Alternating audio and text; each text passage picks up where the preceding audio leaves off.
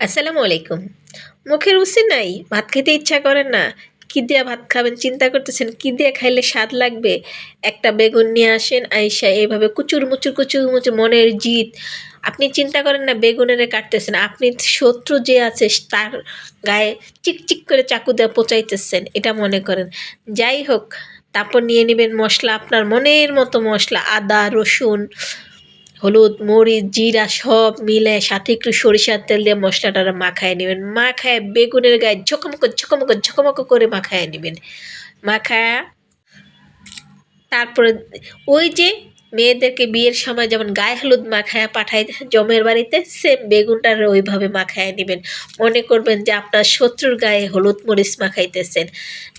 মাখানো শেষ হলে চলে আসবেন ২ চামচ পরিমাণ কর্নফ্লাওয়ার। আপনারা চালের গুঁড়োও দিতে পারবেন, ঘরে কর্নফ্লাওয়ার না থাকলে। আমার ঘরে কর্নফ্লাওয়ারও ছিল আর চালের গুঁড়া ডিপে, এই জন্য আর বের করি নাই।